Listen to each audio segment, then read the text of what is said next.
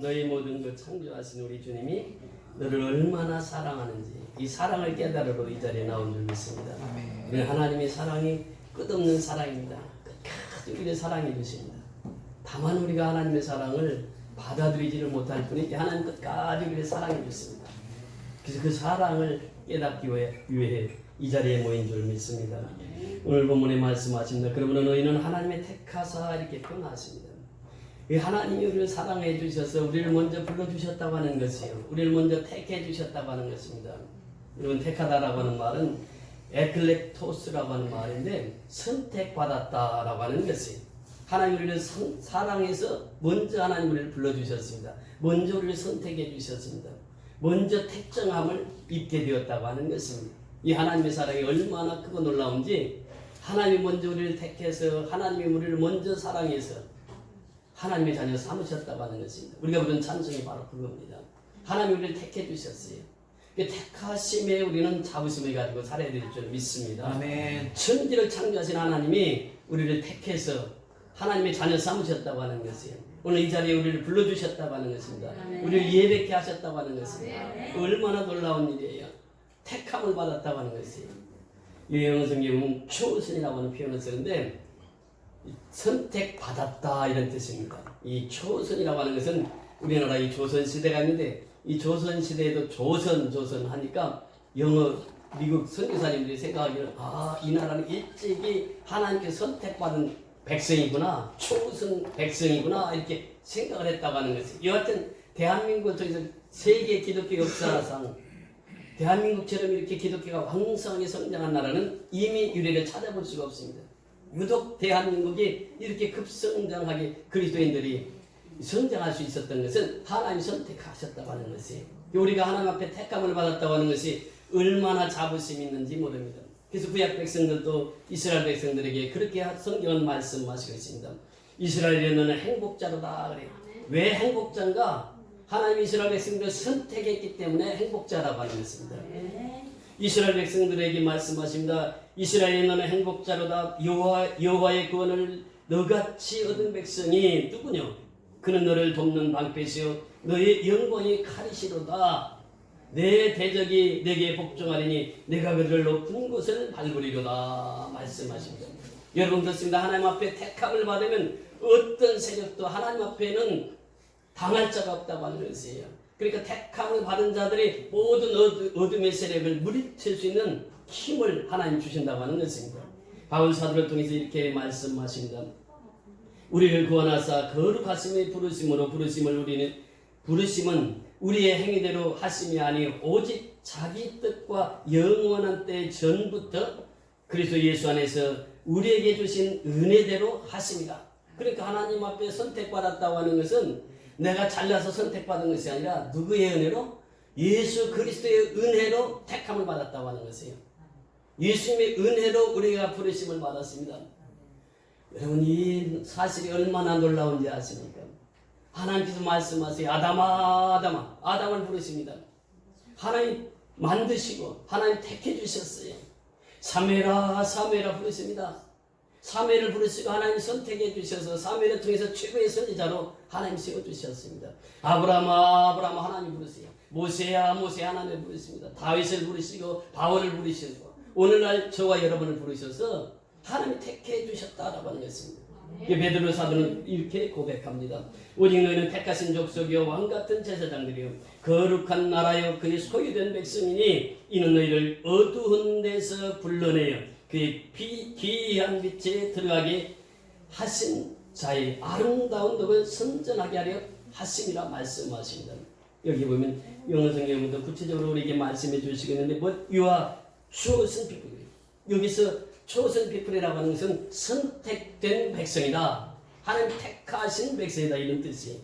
You are loyal priesthood.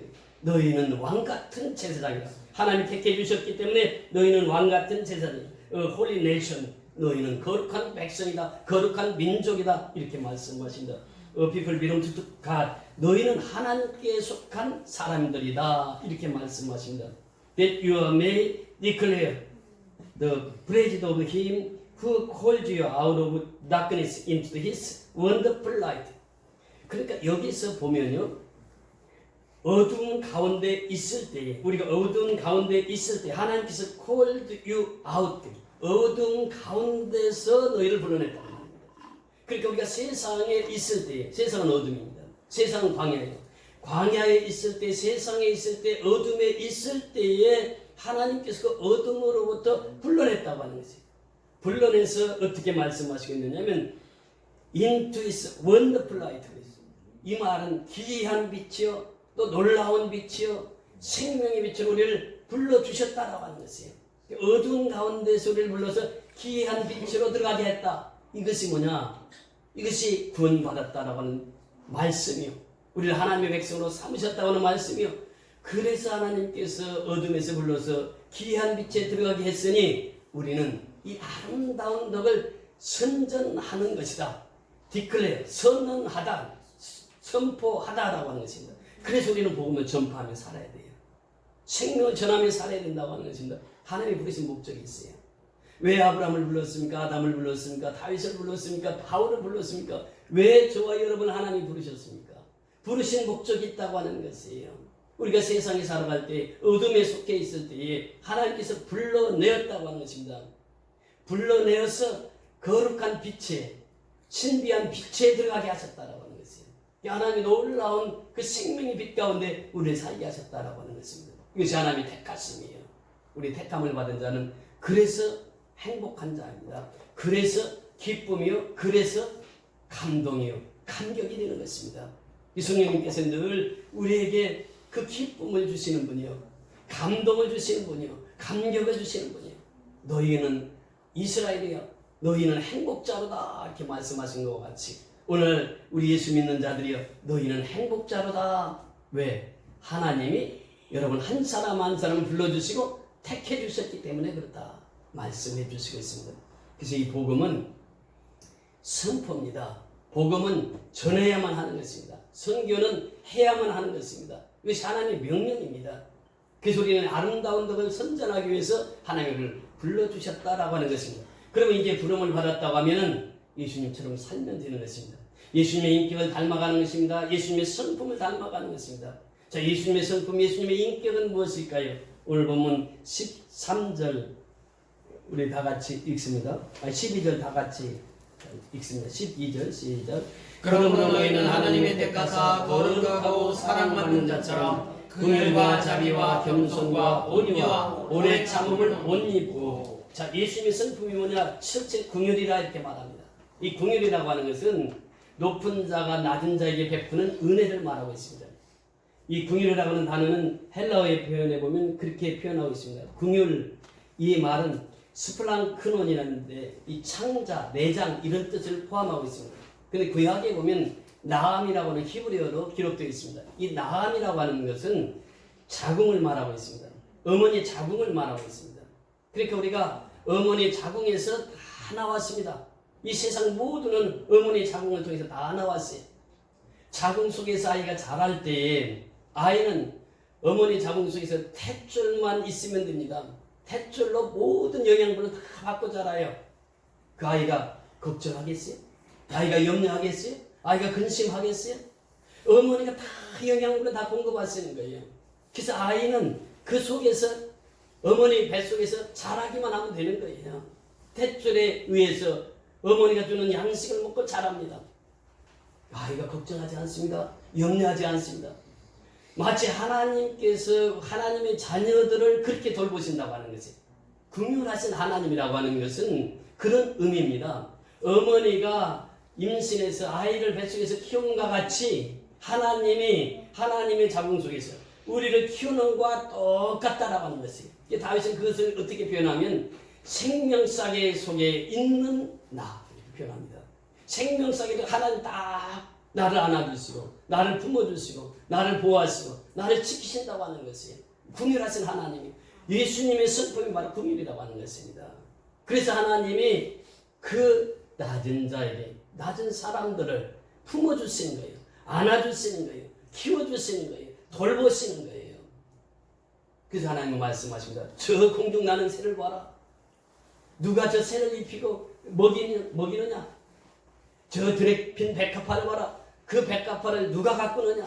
아버지께서 다 가꾸는 것이에요. 아버지께서 먹이신다고 하는 것입니다. 하물며 너희일까 뭐냐 그래.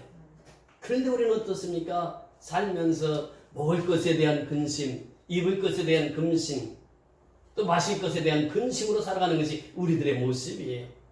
그래서 예수님이 설교하실 때 마태복음 6장 19절로 34절의 말씀에 보면 너희는 하나님과 재물을 동시에 섬길 수 없다 이렇게 표현합니다. 그러면서 6장 33절에 들어가서 보면 너희는 먼저 그의 나라와 그의 의를 구하라. 그리하면 이 모든 것을 너에게 더하시리라. 그런데 우리는 염려하고, 그런데 우리는 근심하고, 그런데 우리는 두려워하고 산단 말이죠. 왜 그럴까요? 예수님을 제대로 따르지 못하기 때문에 그렇습니다. 예수님을 따른다고 하는 것은 무엇입니까? 궁휼하신 예수님을 따르는 것입니다.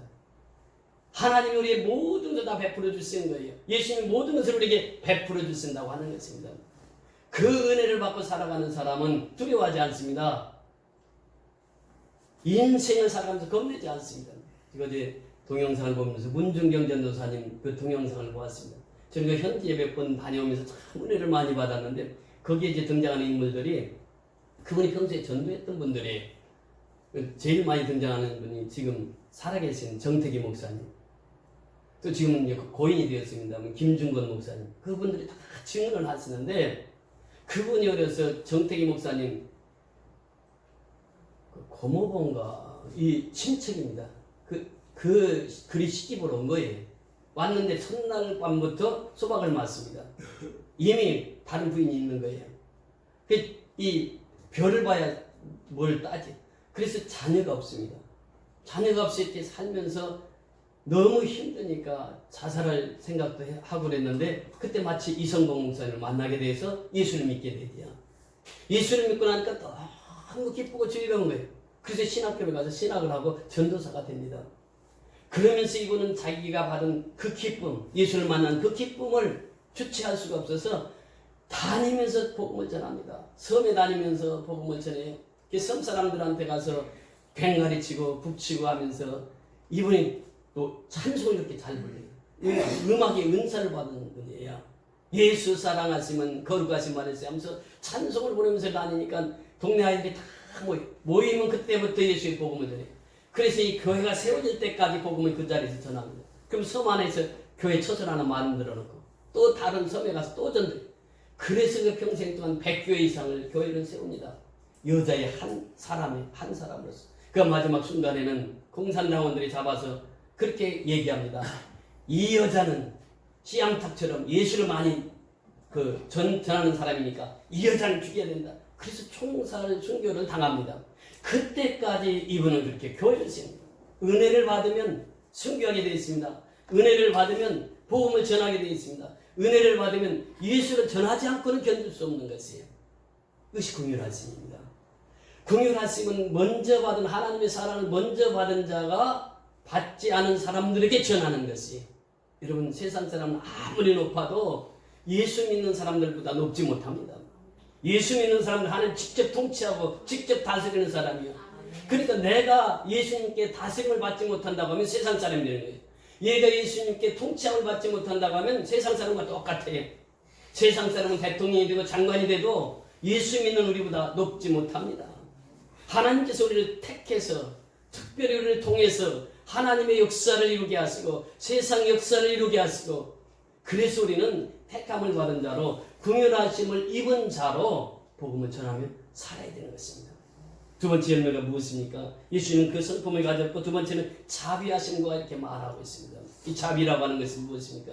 자비라고 하는 말은 이 친절 또 인자함, 도덕적으로 선량함 이런 의미도 있습니다만 이 자비라고 하는 것은 우리가 요한복음 5장을 읽다 보면 베데스다라고 하는 히브리어로 베데스다라고 하는 말이 나옵니다. 그 말은 무슨 말인가 하면 자비의 집이라고 하는 뜻이에요. 그런데 명절에 대해서 예수님께서 이제 명절을 새로 예루살렘으로 가다가 보니까 베데스다가 있는데 연못이 있는데 그 사람들이 많이 있는 거예요. 절뚝발이도 있고 병든 자, 각색 병든 자들이 거기 다 모여 있는 거예요. 그러면서 말하기를 물이 동할 때에 처음 들어가는 사람은 어떤 병이든지 다 낫는다는 거예요. 그래서 사람들이 거기 몰려 있었던 거예요. 예수님이 가다가 발걸음을 그곳에 베데스다 연못으로 향합니다. 가서 보니까 그 앉아있는 사람이 있는데 이 사람은 38년 동안 병자예요. 그러니까 그 중에서 가장 중한 병이 든 사람이 그 사람에게 찾아가서 예수님이 말씀하십니다. 내가 낫고자 하느냐? 이렇게 예수님이 물었어요. 그랬더니 예수님에게 그 얘기를 하는 거예요. 물이 동할 때 나는 먼저 내려가지 못해서 지금 38년 동안 이렇게 쭈그리고 앉아 있습니다. 예수님께서 말씀하십니다. 불쌍히 여기시고 그에게 일어나 자리를 들고 걸어가라. 예수님이 말씀하셨어요. 그러니까 그 사람이 벌떡 일어나서 자리를 들고 걸어갑니다. 이것이 무엇이냐? 자비라고 하는 것이에요. 예수님이 자비는 우리의 각색 병자들을 주님께서 다 치료하시는 분이에요. 치료의 하나님이세요. 그 38년 병자를 예수님 치료해 주셔서 그 자비를 베푸신 것입니다. 예수님이 그런 분이에요. 그래서 우리는 예수님의 그 성품을 본받아야 된다. 예수님을 본받는다고 하는 것은 예수님의 긍휼하심을 본받는 것이요, 예수님의 자비하심을 본받는 것이요. 더 나아가서 뭐라고 말씀하십니까? 자비와 겸손입니다. 예수님 참 겸손하신 분이에요. 예수님은 말씀하십니다. 수고하고 무거운 짐진 자들 다 내게로 오라. 초청을 하세요. 다. 세상에 무거운 짐 안 진 사람이 누가 있겠어요? 다 무거운 짐이 있어요. 그 무거운 짐을 지고 가는 나그네들이요, 사람들이요, 다 내게로 오라. 내가 너희로 쉬게 하리라. 쉬게 하리라.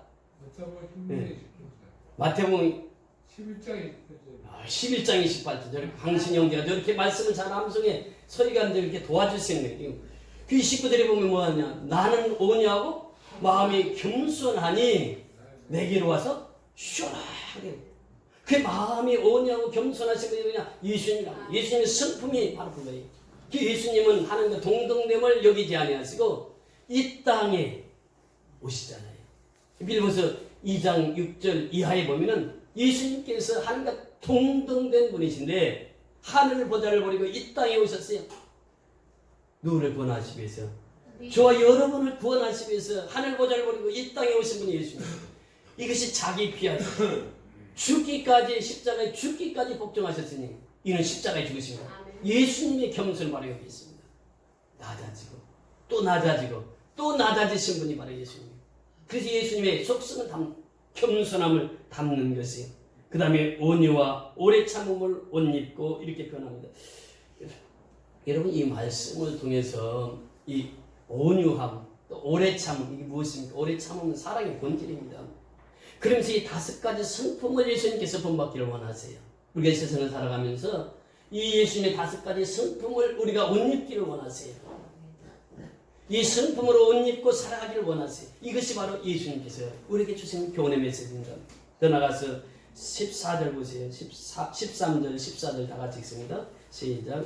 누가 누구에게 불만이 있거든 너를 용납하여 피차 용서하되 주께서 너를 용서하신 것 같이 그리하고 이 모든 것 위에 사랑을 더하라. 이는 온전하게 매는 띠니라. 자, 여기서 보면은 누가 누구에게 불만이 있거든 서로 용납하여 피차 용서하되 용서입니다.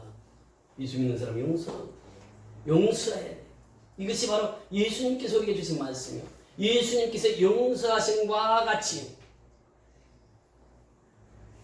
대낮에 이런 빚진 자들이 있었는데 예수님께 옵니다. 그들은 갚을 능력이 없어요. 예수님이 다 탕감을 해줍니다. 갚을 능력이 없는 사람의 빚을 다 탕감해 주세요. 예수님께서는 베드로를 향해서 말씀하십니다. 베드로가 예수님 앞에 와서 얘기하세요.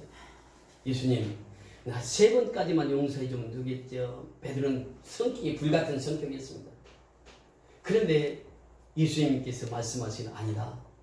70번씩 7번이라도 용서해 줘야 된다. 이것이 예수님의 용서의 방법입니다. 예수님은 이 용서를 끝없이 우리에게 그 용서를 해주시면서 너희도 이와 같이 용서하라 말씀을 하십니다. 그러면서 더 나가서 너희를 용서하신 것 같이 너희도 그리하고 예수님 용서하신 것 같이 그리하고 이 영어 서양 속담에 보면 forgive and forget 이런 속담이 있습니다. 용서를 했다면 이제 잊어버려라 그런 속담이에요. 용서를 하고도 자꾸 이 생각을 하면 용서했던 마음이 어떻게 됩니까? 사라지는 거예요. 그리고 용서했으면 어떻게 해요? 그걸 잊어버려라.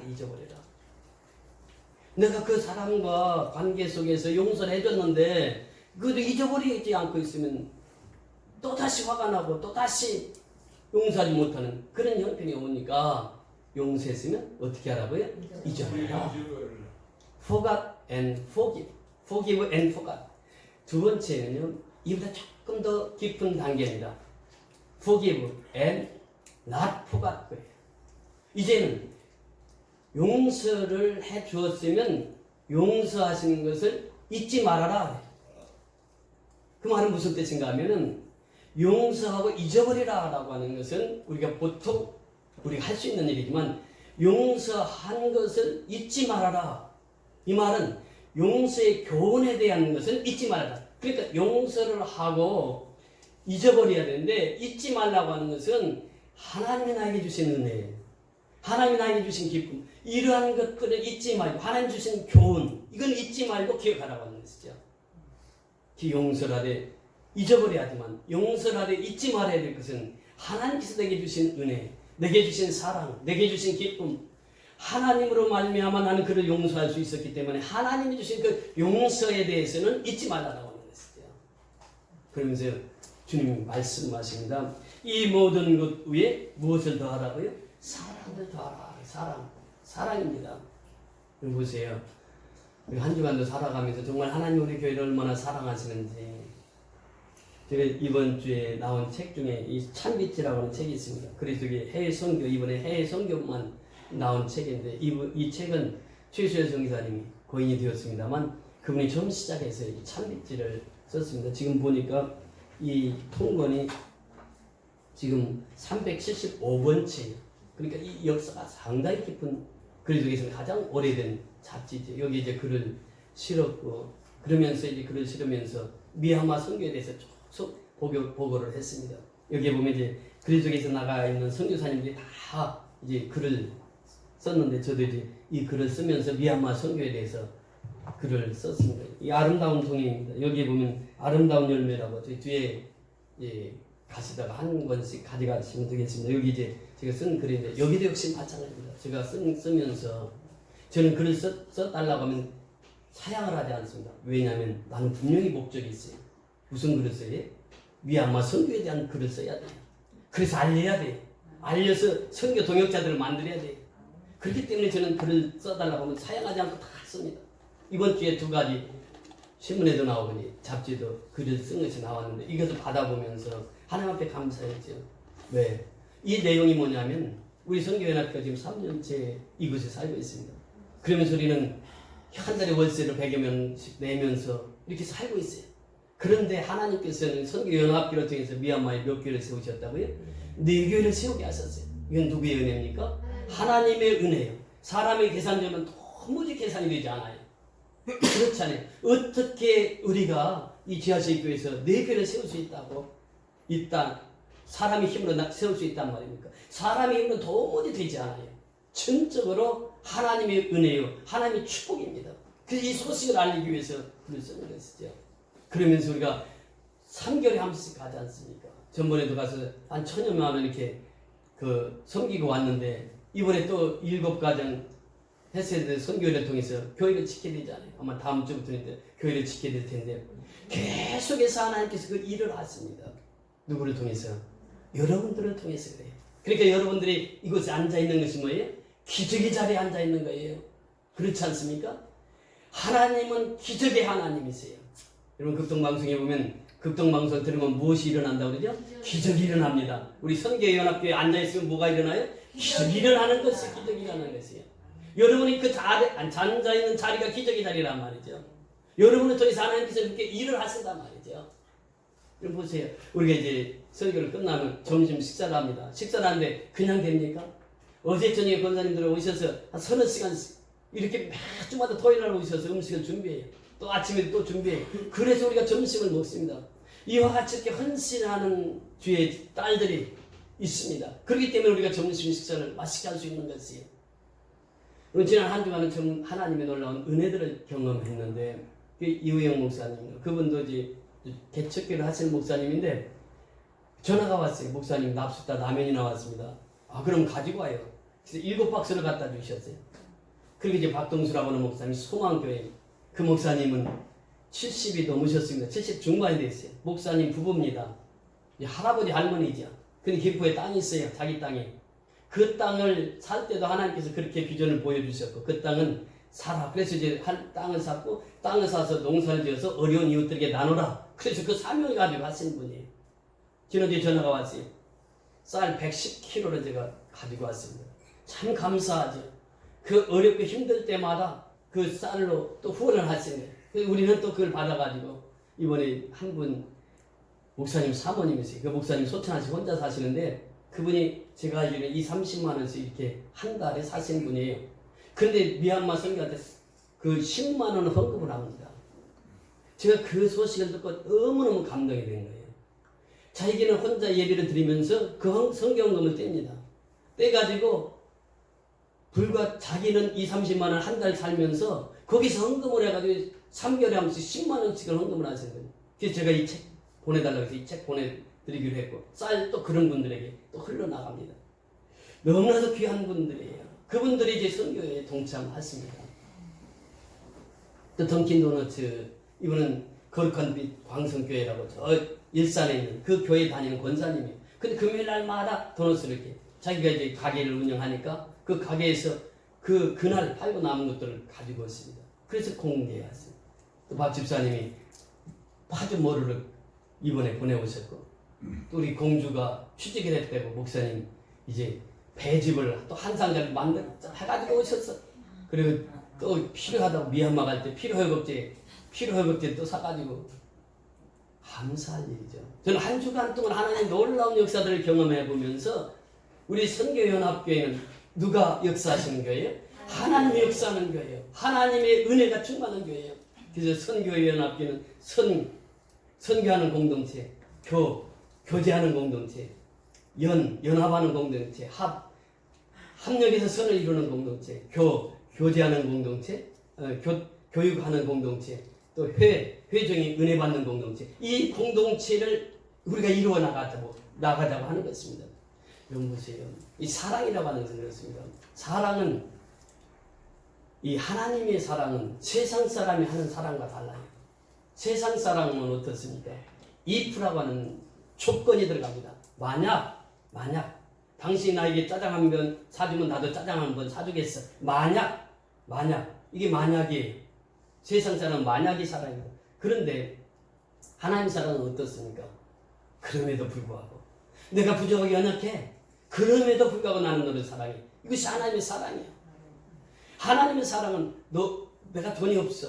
돈이 없음에도 불구하고 하나님 내가 너를 사랑해. 내가 가진 것 없어. 내가 너를 사랑해. 내가 연약해.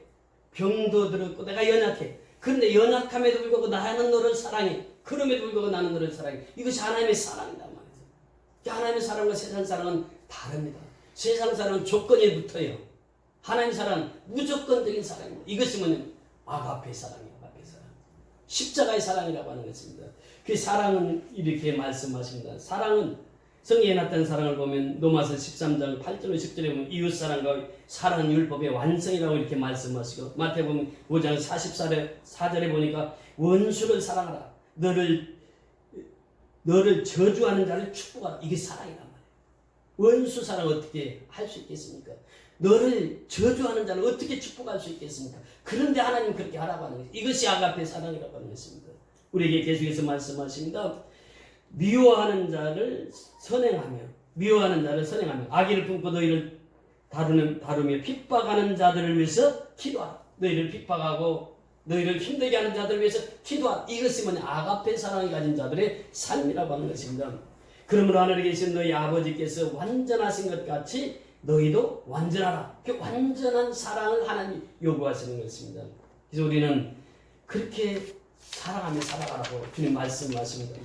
사랑으로서 완성된 용서가 우리는 진정한 용서라고 하는 것이죠. 그래서 우리는 실수는 할 수 있습니다. 용서는 신의 일이라 이렇게 표현하는데 사실 용서하는 것도 쉽지 않습니다. 하나님이 하시는 영역이에요. 그래서 우리는 하나님의 힘을 빌어서 용서하고 사랑하며 살아야 된다고 하는 것입니다. 그러면서 사랑하는 자에게 우리에게 말씀하시는 내 원수가 두리거든 목마르거든 마시오라. 내 원수가 배고파하거든 식물을 먹이고 목말라하거든 물을 마시라.